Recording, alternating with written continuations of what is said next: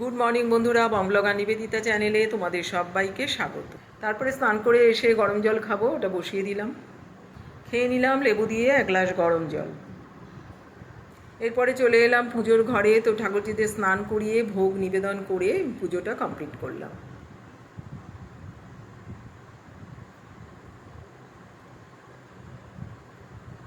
পুজো করে এসে তারপরে পেপার পড়তে পড়তে এক কাপ চা খেয়ে নিলাম। তারপরে আমি করে নিলাম একটু ওয়ার্কআউট করে তারপরে আমি চলে যাব ব্রেকফাস্ট করতে। এটা আমি আধ ঘন্টা মতন করব। ব্রেকফাস্ট করলাম দুটো জ্যাম টোস্ট, নিউট্রেলা, দই, ঘরে পাতা টক দই আর দুটো মিষ্টি। এরপরে একটু ফল কাটার ছিল, তো একটু ফলটা কেটে নিলাম। এরপর আমি যাব একটু ছাদে। ছাদে বেশ সুন্দর বৃষ্টি পড়ছে, দারুণ লাগছে ওয়েদারটা, একদম ঠান্ডা ঠান্ডা। বৃষ্টির জল পেয়ে গাছগুলো একবারে সতেজ হয়ে গেছে, সবুজ, বেশ সুন্দর লাগছে দেখতে।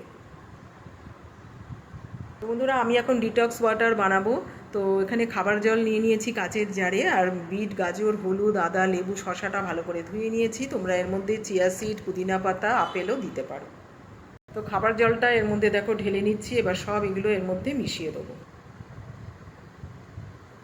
বডিতে যে টক্সিন থাকে সেটা খুব সুন্দরভাবে বেরিয়ে যায়।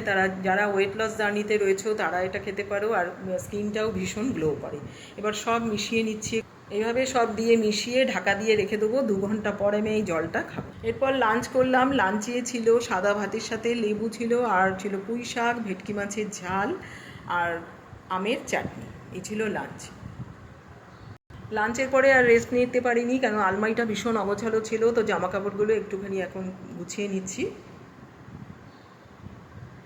আলমারিটা গুছিয়ে নিয়ে তারপরে চলে যাব আমি ইভিনিং ওয়াক করতে।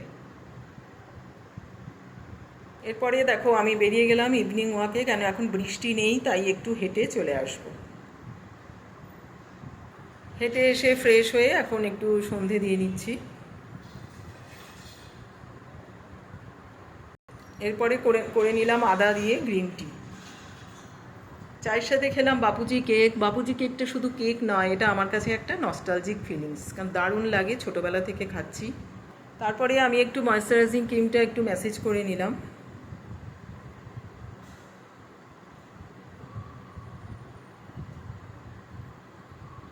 এরপর ডিনার করে নিলাম। বন্ধুরা, ভিডিওটা এখানেই শেষ করব। ভালো লাগলে সাবস্ক্রাইব করে দিও। বাই।